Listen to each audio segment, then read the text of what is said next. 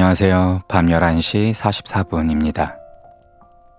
오늘은 다자이 오사무의 인간 실격을 들고 왔습니다. 제목만큼 내용도 아주 강렬하고 우울한 이야기인데요.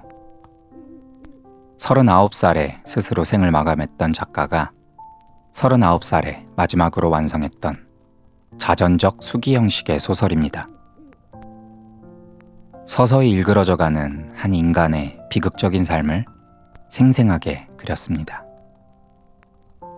1948년도에 나온 책인데 패전한 일본의 시대 상황, 시대 정신과 잘 맞아떨어져서 많은 찬사와 인기를 얻었던 작품이라고 해요.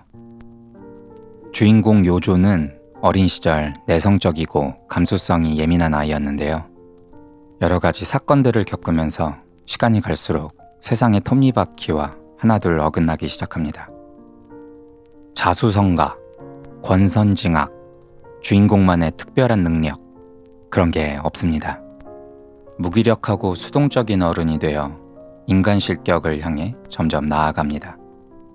그래서 좀 안타깝고 답답하고 한심하게 느껴지기도 해요. 근데 오히려 저한테는 그게 더 깊은 공감과 연민을 느끼게 하더라고요. 오, 이거 내 이야기인데? 싶은 부분이 많았습니다. 그리고 줄거리나 캐릭터를 다 떠나서 작가의 글 자체가 너무 맛깔나서 정말 흥미롭게 읽었어요. 영화 타짜가 생각날 정도로 그 쫀쫀한 몰입감이 엄청났습니다. 이 책은 제3자가 바라본 인트로와 아우트로가 있고 그 중간에 소설의 본문이 들어있는 액자식 구성인데 저는 인트로와 첫 번째 챕터만 짤막하게 읽어보았습니다. 인트로는 조금 섬뜩한 느낌이 있는데 그 뒤로는 주인공의 유년 시절 이야기여서 그나마 덜 우울하고 꽤 귀엽습니다. 대부분의 청취자분들이 잠들기 전에 이 이야기를 들으실 텐데 기분 나쁘지 않은 위로가 되었으면 좋겠습니다. 좋은 밤 되세요.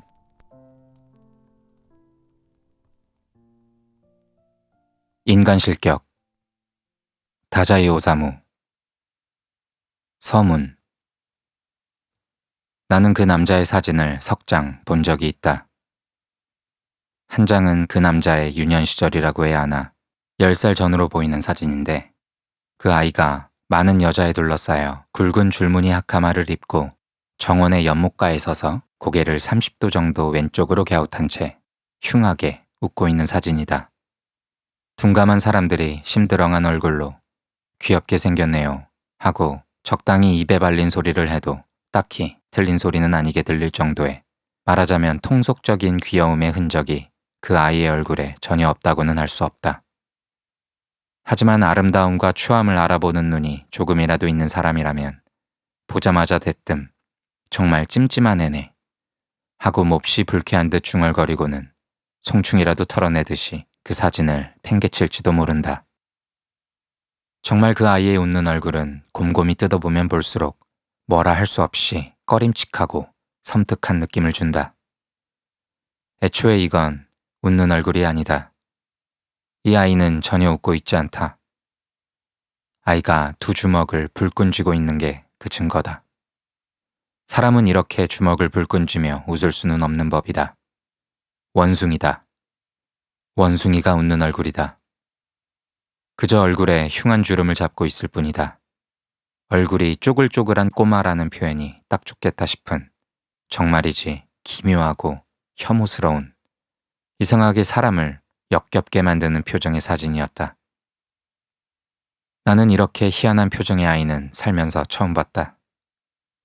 두 번째 사진의 얼굴은 깜짝 놀랄 만큼 기막히게 바뀌어 있었다. 학생 때다.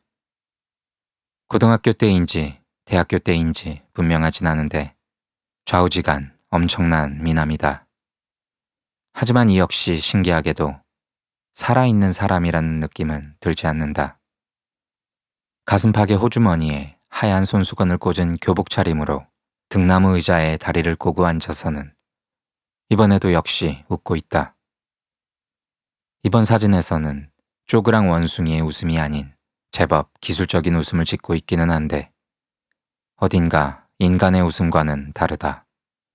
피의 무게라고 하나, 생명의 깊은 맛이라고 하나, 그런 충실감은 티끌만치도 없이 그야말로 새처럼, 아니 깃털처럼 가볍게 그저 백지 한 장처럼 그렇게 웃고 있다. 한마디로 머리끝에서 발끝까지 가식적인 느낌이다. 겉멋이 들었다는 말로도 부족하다. 경박하다는 말로도 부족하다. 기생오라비 같다는 말로도 부족하다. 멋쟁이라는 말로도 물론 부족하다. 더군다나 가만 뜯어보면 역시 이 미모의 학생한테서도 어딘가 괴기스러운 섬뜩한 기운이 느껴진다. 나는 이렇게 희한한 미모의 청년은 살면서 처음 봤다. 나머지 한 장의 사진이 가장 기괴하다. 이건 아예 나이를 짐작할 수가 없다. 머리는 희끗하게 센 것처럼 보인다. 지독히도 지저분한 방 한 구석에서 작은 화로에 손을 쬐고 있는데 이번에는 웃고 있지 않다. 아무 표정이 없다. 말하자면 앉아서 화롯불에 두 손을 쬐는 자세로 자연스럽게 죽은 것 같은, 정말이지 소름 끼치고 불길한 기운을 뿜어내는 사진이었다. 기괴한 건 그뿐만이 아니다.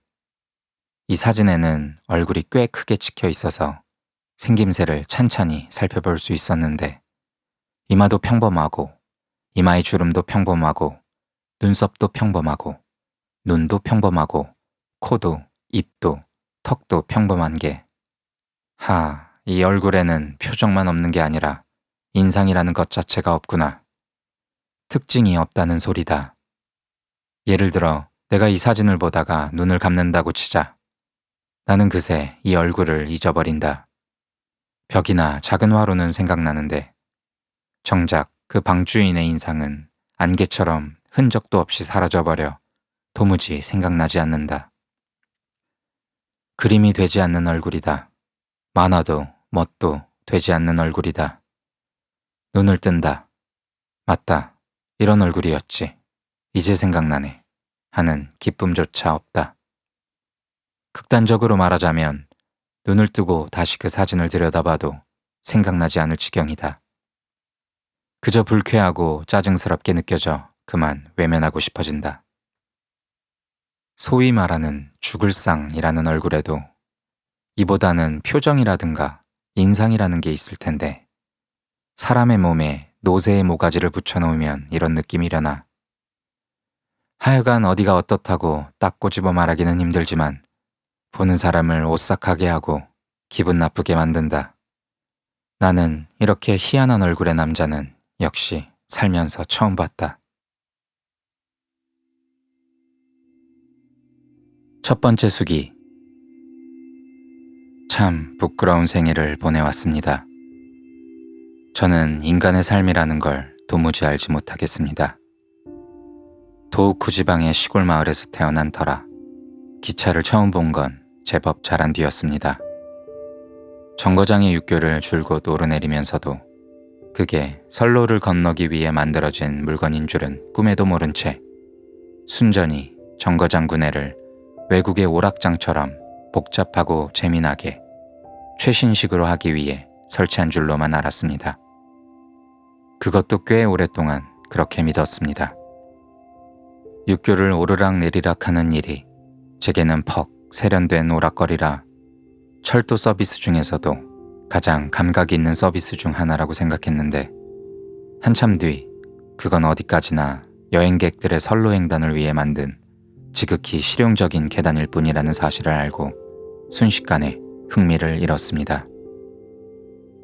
어릴 때 그림책에서 지하철이라는 것을 보았을 때도 이 역시 실용적으로 필요해서 만들어진 것이 아니라 땅 위를 달리는 차에 타기보다는 땅 밑을 달리는 차에 타는 편이 색다르고 재미있는 놀이라서 만든 줄로만 알았습니다.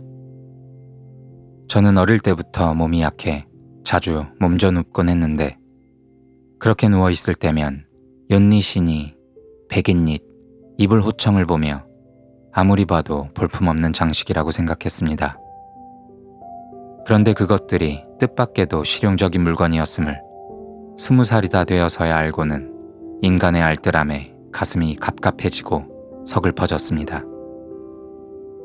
또 저는 배가 고프다는 게 무엇인지 몰랐습니다. 아니 그건 제가 의식주 걱정이 없는 풍족한 집에서 자랐다는 한심한 뜻이 아니라 배고픔이라는 감각이 어떤 것인지 전혀 몰랐다는 뜻입니다. 이상한 소리 같겠지만 배가 고파도 고프다는 것을 느끼지 못했습니다. 초등학교, 중학교 때 학교에서 돌아오면 보는 사람들마다 얘야 배고프지? 우리도 겪어봐서 알아. 학교 마치고 집에 오면 그렇게 배고플 수가 없었지. 아마나토 주랴? 카스텔라도 있고 빵도 있어 하며 성화들인지라 저는 타고난 아부정신을 발휘해 아 배고파 하고 중얼거리며 아마나토를 한 움큼씩 입에 집어넣었습니다. 하지만 실은 배고프다는 게 어떤 느낌인지 전혀 알지 못했습니다. 저도 물론 먹기야 잘 먹습니다만 배가 고파서 먹었던 기억은 없습니다. 귀하다는 음식도 먹어봤고 고급스러운 음식도 먹어봤습니다. 남의 집에서 대접해주는 음식은 억지로라도 꾸역꾸역 먹었습니다. 그런 제게 어린 시절 가장 고통스러운 시간은 바로 우리 집 식사 시간이었습니다. 저희 고향집에서는 10명 남짓한 식구들의 독상을 두 줄로 마주보게 쭉 늘어놓고 각자 밥을 먹었습니다. 막내인 저는 당연히 맨 아랫자리 신세였습니다. 식사하는 방은 어두침침했는데 점심때 같은 경우 10명 넘는 식구들이 말도 없이 밥만 먹는 모습을 보면 저는 늘 등골이 오싹해졌습니다. 게다가 시골의 보수적인 집안이다 보니 나오는 반찬도 보통 그게 그거라 귀한 음식이나 비싼 음식은 기대할 수도 없었습니다. 그래서 저는 점점 식사 시간을 두려워하게 됐습니다.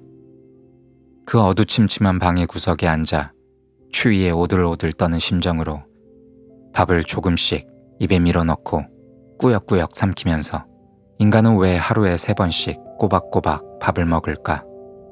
다들 참 엄숙한 표정으로 먹고 있네. 어쩌면 이것도 무슨 의식의 일종일까? 식구들은 하루에 3번씩 꼬박꼬박 시간을 정해 밥상을 가지런히 줄 세워놓고 어두운 방에 모여서 먹고 싶지도 않은 밥을 말없이 씹으며 고개를 숙인 채 집안에 우글거리는 영혼들에게 기도를 드리는 것일까 하는 생각도 해봤을 정도입니다. 밥을 안 먹으면 죽는다는 말은 제 귀에는 그저 듣기 싫은 위협으로만 들렸습니다. 그 미신은 항상 제게 불안감과 공포심을 안겨줬습니다. 인간은 먹지 않으면 죽는다. 그러니 이래서 먹고 살아야 한다는 말만큼 저에게 난해하고 막연하며 또한 협박 같은 여운을 주는 말도 없었습니다. 한마디로 저는 인간의 삶이라는 것을 아직도 모르고 있다는 뜻이겠지요. 제가 가진 행복의 관념과 세상 사람들이 생각하는 행복의 관념이 전혀 다를지도 모른다는 불안감. 저는 그 불안감 때문에 밤마다 뒤척이며 신음하다 심지어는 미쳐버릴 뻔한 적도 있습니다. 저는 과연 행복한 걸까요? 어릴 때부터 저는 행운아라는 말을 신물이 나도록 들어왔지만 정작 저로서는 지옥에 사는 심정일 뿐 제게 행운아라고들 하는 사람들이 오히려 저와는 비교도 안 될 만큼 안락해 보였습니다. 저에게는 10가지 불행덩어리가 있는데 그중 하나라도 옆 사람이 짊어진다면 그것만으로도 그 사람에게는 충분한 치명타가 될 것이라는 생각도 한 적이 있을 정도입니다. 한마디로 알지를 못하는 겁니다. 주변 사람들의 고통의 성질이나 정도를 도무지 짐작조차 못하는 겁니다. 현실적인 고통, 그저 밥만 먹으면서 살 수 있다면 해결되는 고통. 하지만 그것이야말로 가장 지독한 고통이며 내가 가진 10가지 불행 따위를 단번에 날려버릴 정도로 처참한 아비규환의 지옥인지도 모릅니다. 사실 잘 모르겠습니다. 그런데 그렇게 살면서도 용케 자살하지도 않고 미치지도 않고 정치를 논하며 절망하지 않고 굴복하지 않는 생활의 투쟁을 계속해 나가는 걸 보면 전혀 고통스럽지 않은 게 아닐까?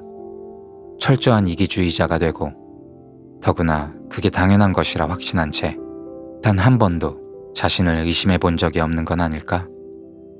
그렇다면 속이야 편하겠지. 하긴 어쩌면 인간이란 원래 다 그런 것이고 또 그렇게 사는 게 만점짜리 인생이 아닐까? 모르겠다.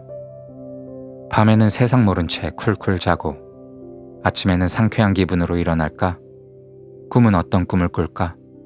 길을 걸을 땐 무슨 생각을 할까? 돈? 설마. 아무리 그래도 그 생각만 하지는 않겠지.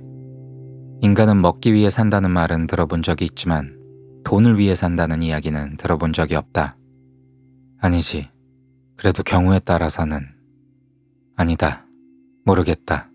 생각하면 할수록 더 알 수가 없어져서 저만 혼자 돌연변이인 듯한 불안감과 공포심만이 엄습할 뿐입니다.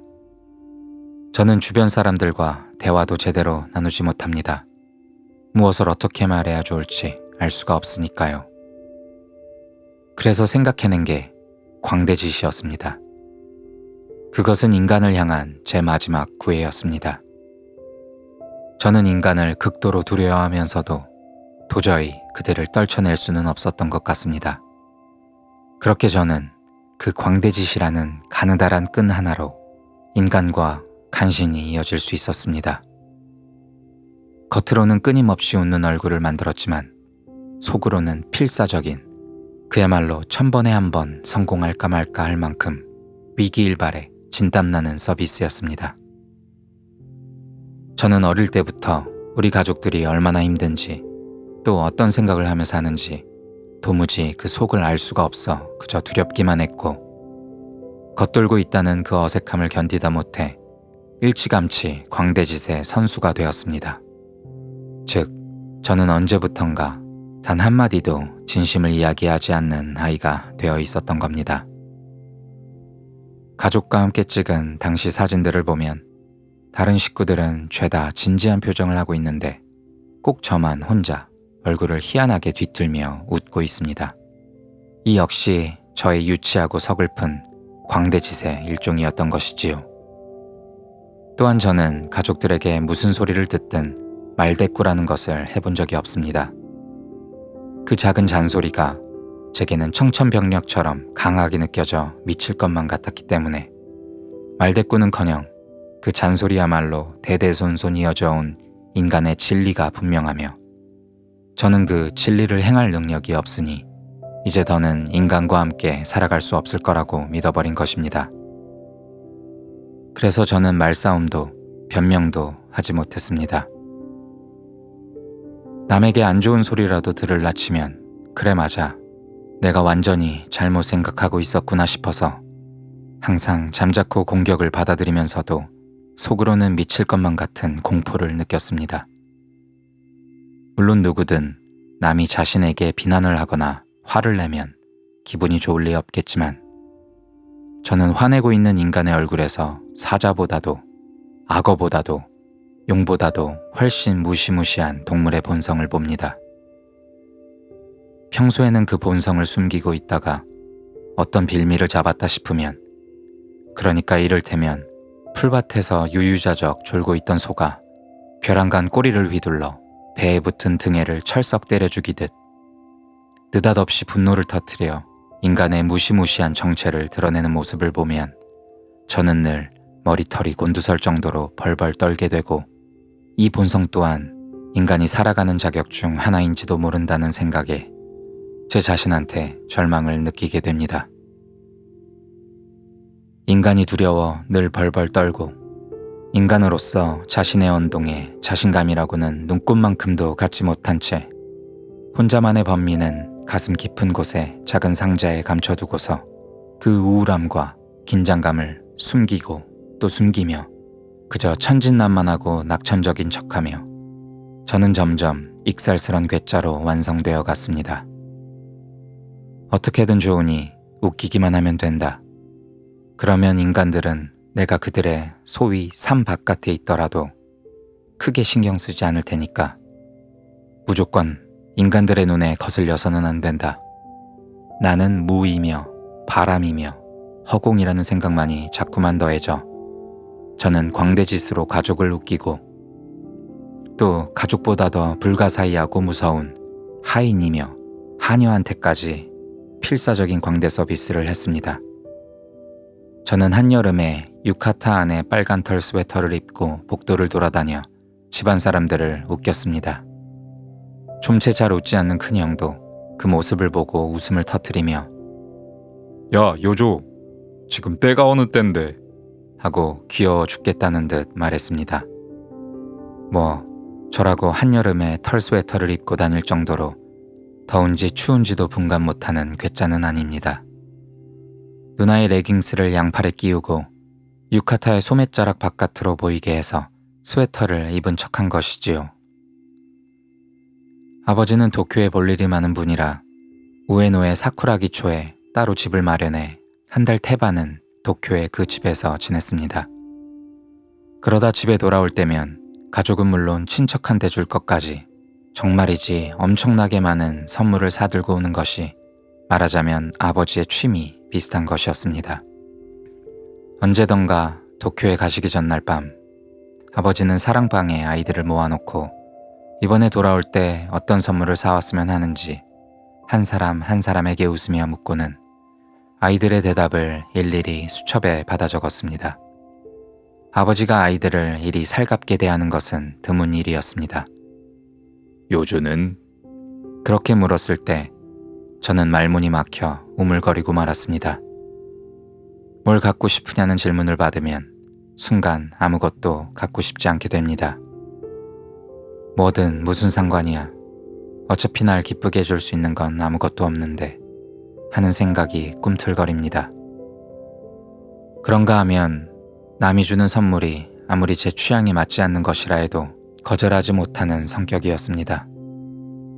싫은 걸 싫다고 말하지 못하고 좋은 것도 흠칫흠칫 남의 것을 도둑질이라도 하는 양 지독히도 씁쓸하게 음미하다 말로 표현하지 못할 공포감에 몸부림칩니다. 요컨대 저한테는 양자택일의 능력조차 없었던 것이지요. 이것이 훗날에 소위 참 부끄러운 생애의 중대한 원인이 되기도 한 성격 중 하나였던 것 같습니다. 제가 말없이 머뭇거리고 있자 아버지는 언짢은 표정으로 말씀하셨습니다. 또 책이냐? 아사쿠사에 있는 절합 상점가에서 아이들이 사자춤 놀이를 하기에 딱 좋은 사자탈을 팔던데 갖고 싶지 않아? 갖고 싶지 않느냐는 질문이 나오면 이제 다 틀린 겁니다. 익살스런 대답이고 뭐고 입에서 나오지가 않습니다. 광대 배우로서 완벽한 낙제입니다. 책이 좋겠죠. 큰형은 진지한 표정으로 말했습니다. 그렇군. 아버지는 김 빠진 얼굴을 하고는 받아 적지도 않고 수첩을 탁 접었습니다. 이게 무슨 낭패란 말인가? 내가 아버지를 화나게 하다니. 아버지는 무시무시한 복수를 할 게 분명해. 더 늦기 전에 어떻게든 만회할 방법이 없을까? 저는 그날 밤 이불 안에서 덜덜 떨며 고민하다 살며시 일어나 사랑방으로 갔습니다. 아까 아버지가 수첩을 넣은 책상 서랍을 열어 수첩을 꺼내 들었습니다. 후루루 책장을 넘겨 선물 목록이 기입된 페이지를 찾아낸 저는 수첩에 달린 연필에 침을 묻혀 사자탈이라고 써넣은 후 잠자리로 돌아갔습니다. 저는 사자탈 따위 전혀 갖고 싶지 않았습니다. 차라리 책이 나았습니다. 하지만 제게 사자탈을 사주고 싶어하는 아버지의 마음을 알아차린 이상 그 뜻에 따라 아버지의 기분을 풀어드려야 한다는 일념 하나로 야밤에 몰래 사랑방으로 숨어드는 모험을 감행했던 것입니다. 저의 이 비상수단은 역시 생각대로 대성공이었습니다. 도쿄에서 돌아온 아버지가 어머니에게 큰 소리로 말하는 것을 저는 아이들 방에서 들었습니다. 상점과 장난감 가게에서 이 수첩을 펼쳤더니 여기 좀 봐. 사자탈이라고 적혀있지? 이건 내 글씨가 아니야. 어떻게 된 영문인가 싶다가 퍼뜩 생각이 나더라고. 이건 요조의 장난이야. 그 녀석이 내가 물어볼 땐 배시시 웃고만 있더니 뒤늦게 사자탈이 그렇게 갖고 싶어진 모양이지. 아무튼 엉뚱한 녀석이라니까. 아닌 척 시침이 뚝 떼고 있더니 이렇게 또박또박 적어놓은 것 좀 봐. 갖고 싶으면 갖고 싶다고 말을 할 것이지. 장난감 가게 앞에서 내가 얼마나 웃었는지. 요조를 얼른 이리로 불러와요. 또 한 번은 하인과 하녀들을 서양식 방에 죄 불러들여 하인 한 명에게 피아노 건반을 마구잡이로 두들기게 해놓고서 저는 그 엉터리 곡에 맞춰 인디언 춤을 추며 사람들을 웃겼습니다. 둘째 형이 플래시를 터뜨리며 인디언 춤을 추는 제 모습을 찍었는데 나중에 사진을 보니 제가 허리에 두르고 있던 사라사의 포개지는 부분 사이로 작은 고추가 보이는 바람에 또 온 집안 사람들의 배꼽을 잡게 했습니다. 저에게는 이 역시 뜻밖의 성공 사례라 할 만한 일이 아닌가 합니다. 저는 다달이 신간 소년 잡지를 10권 넘게 받아보고 있었고 그것 말고도 다양한 책을 도쿄에서 주문해 묵묵히 읽고 있었기 때문에 뒤죽박죽 박사니 무슨 박사 같은 건 척하면 척이었던 데다 괴담에 야담, 만담, 애도재담 같은 것들도 훤히 꿰고 있었기 때문에 진지한 얼굴로 우스꽝스러운 이야기를 들려줘 집안 사람들을 웃기기에는 부족함이 없었습니다. 하지만 학교. 저는 학교에서 존경받을 처지에 놓여 있었습니다. 존경받는다는 관념 또한 저를 극심한 두려움에 떨게 만들었습니다. 거의 완벽에 가깝게 사람을 속이다가 어떤 전지전능한 자에게 간파당해 산산조각으로 부서지고 죽음보다 더한 망신을 당한다는 것이 제가 생각하는 존경받는다의 정의였습니다. 사람들을 속여 존경받는다 하더라도 누구 한 사람은 반드시 알고 있습니다. 그러다 결국 사람들도 그 사람의 말을 듣고 속았다는 사실을 깨달았을 때 그때 사람들의 분노와 복수가 얼마나 무시무시할지 상상만으로도 온몸의 털이 거꾸로 솟는 기분이었습니다. 저는 부잣집 자식이라는 이유보다 흔히들 말하는 공부 잘하는 아이라는 이유로 학교에서 존경받을 처지에 놓여 있었습니다. 어린 시절부터 병약했던 저는 걸핏하면 한 달이고 두 달이고 때로는 한 학년 가까이 자리 보존하고 누운 채 학교를 쉰 적도 있습니다. 그런데도 이제 막 자리를 털고 일어나 인력거에 몸을 싣고 학교로 가서 시험을 치면 결과는 반에서 누구보다 성적이 좋은 소위 공부 잘하는 아이였던 것입니다. 건강할 때도 저는 공부라고는 하지 않았고 학교에 가서도 수업 시간에 만화나 끼적이다가 쉬는 시간이면 반 친구들에게 설명해주면서 아이들을 웃겼습니다. 작문 시간에는 웃기는 이야기만 써내는 바람에 선생님께 핀잔을 들었지만 그래도 그만두지 않았습니다. 선생님도 실은 제가 써내는 우스운 이야기를 은근히 기다린다는 것을 알고 있었으니까요. 어느 날 저는 늘 하던 대로 어머니를 따라 도쿄로 가는 기차 안에서 객차 통로에 놓인 타구에 오줌을 싸버린 실수담을 일부러 처량한 문체로 써서 제출했습니다. 저는 선생님이 틀림없이 웃을 거라는 자신이 있었기 때문에 교무실로 돌아가는 선생님의 뒤를 몰래 따라갔습니다. 선생님은 교실을 나서자마자 다른 친구들의 작문 틈에서 제 작문을 끄집어내더니 복도를 걸으며 읽기 시작했습니다. 킥킥거리며 웃던 선생님이 끝까지 다 읽었는지 교무실에 들어서자 얼굴을 벌겋게 물들인 채 껄껄껄 웃고는 곧바로 다른 선생님들에게도 읽으라고 권하는 모습을 보며 저는 크게 만족했습니다. 장난꾸러기. 저는 소위 장난꾸러기로 보이는데 성공했습니다. 존경받을 위기에서 벗어나는데 성공했습니다.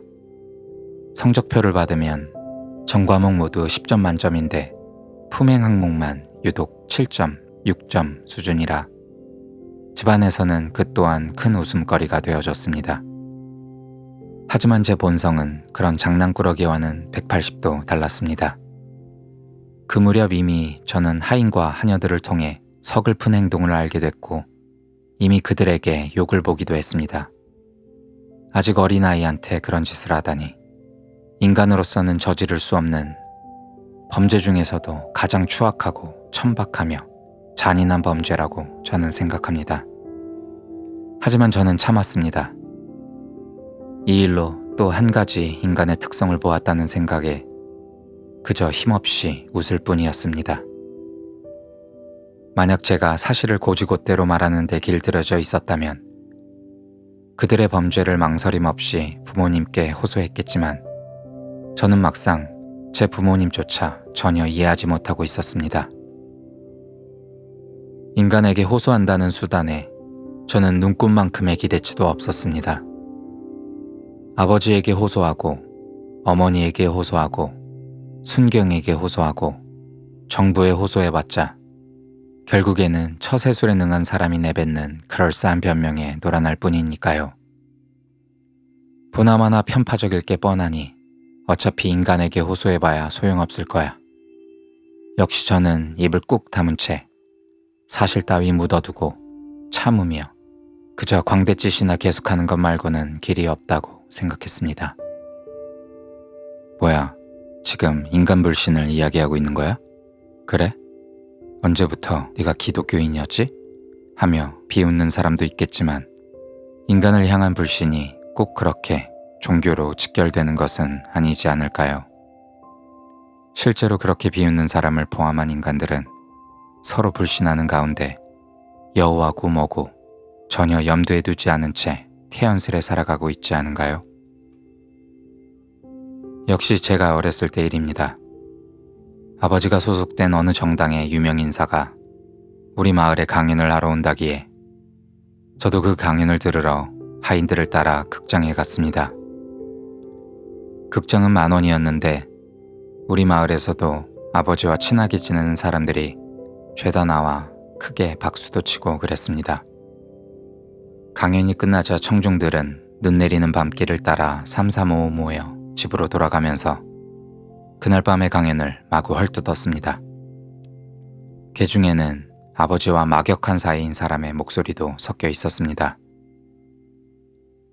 아버지의 개회사도 어설프기 짝이 없고 그 유명 인사의 강연도 도대체 무슨 소리를 하는 건지 알아먹을 수가 없다며 소위 아버지의 동지라는 사람들이 마치 화라도 난 것처럼 떠들어댔습니다.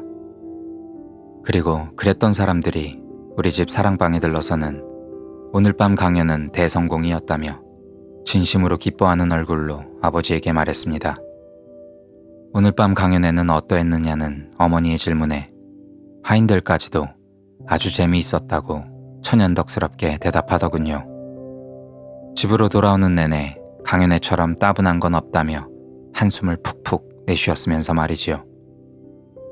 하지만 이런 건 어디까지나 아주 작은 한 예일 뿐입니다. 서로 기만하면서도 신기하게 아무도 상처 입지 않으며 그렇게 기만하고 있다는 사실조차 깨닫지 못하는 실로 눈부신 그야말로 맑고 밝고 명랑한 불신의 예가 인간의 삶에 충만해 있습니다. 하지만 저는 그렇게 서로 기만하는 데는 딱히 관심이 없습니다. 저 역시 광대 연기로 아침부터 밤까지 사람들을 기만하고 있으니까요. 저는 바른생활 교과서에나 나올 정의니 뭐니 하는 도덕에는 그다지 관심이 없습니다. 서로 기만하면서도 맑고 밝고 명랑하게 살아가는 혹은 살아갈 자신이 있는 것처럼 보이는 사람들이 제게는 그저 난해할 따름입니다. 사람들은 끝내 그 비결을 제게 가르쳐주지 않았습니다. 비결만 알았더라면 저는 인간을 이렇게까지 두려워하며 아등바등 서비스하지 않아도 되었겠지요. 인간의 삶과 대립하며 밤마다 지옥 같은 이 고통을 맛보지 않아도 되었겠지요.